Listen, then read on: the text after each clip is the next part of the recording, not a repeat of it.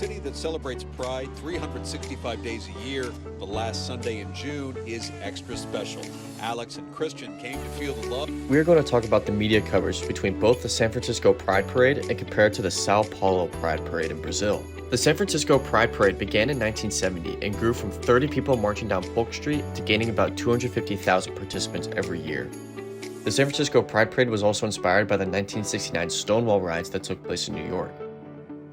The purpose of this Pride Parade is to celebrate LGBTQ+ identity and serve as a way to show the public unity, pride, and protest, and also generates participants from politicians, corporations that sponsor the parade, and other advocacy groups. Same-sex marriages in the US were not legalized until the 1990s, and for 20 years that followed, states would slowly legalize it before a 2015 court ruling in the case of Obergefell versus Hodges. The entire US had legalized same-sex marriages following that court case. The San Francisco Pride Parade gets plenty of coverage.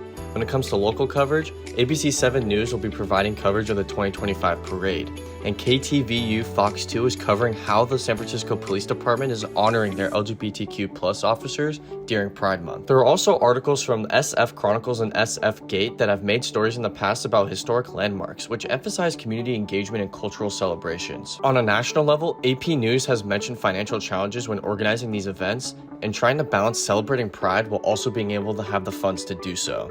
NPR has discussed the impact of national politics and losing support from Comcast and other big companies which have been affecting their budget.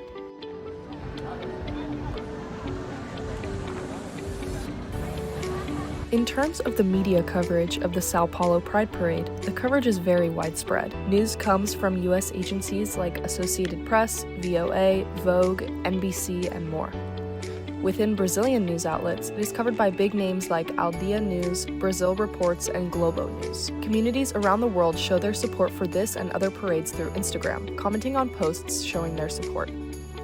This parade is a source of inspiration and empowerment to both the people of Brazil as well as other LGBTQ+ communities around the world. The parade is one of the largest LGBTQ+ pride events in the world, often attracting millions of participants annually.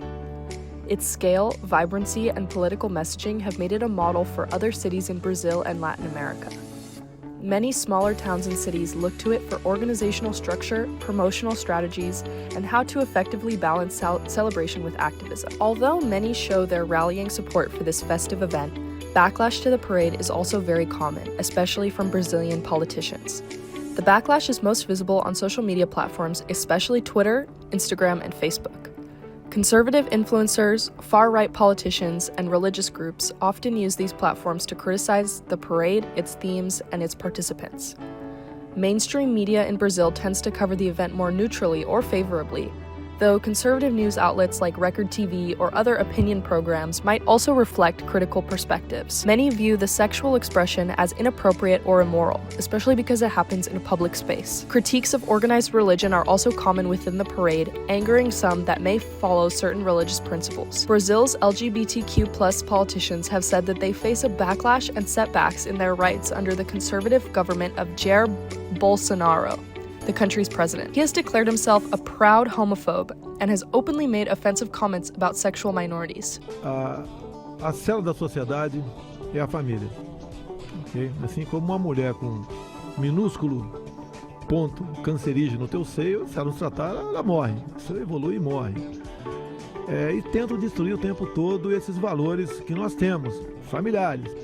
Uma família, para mim, é maravilhoso. E temos problema de vez em quando. Imagina com esse pessoal pressionando. Uso até aproveitar aqui, aproveitar o Emílio aqui.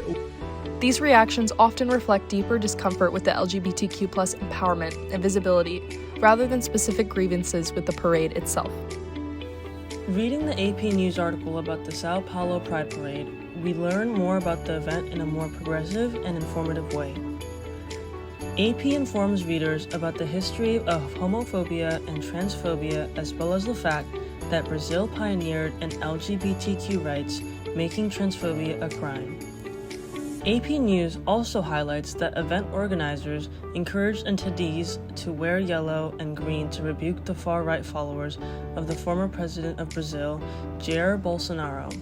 His followers at the time had been using the national colors for their own motives.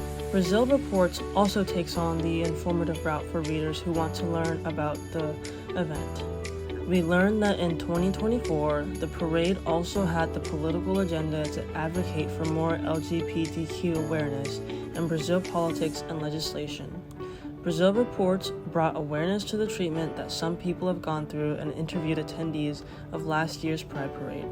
In this video, we covered the similarities and differences between the Sao Paulo and San Francisco Pride Parades.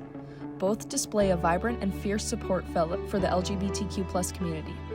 While there are people that reject gay ideology, the parades have gained a large amount of traction through the legalization of gay marriage and the growing number of people who are out as gay. In San Francisco, Pride is seen as a celebration of civil rights success and ongoing advocacy.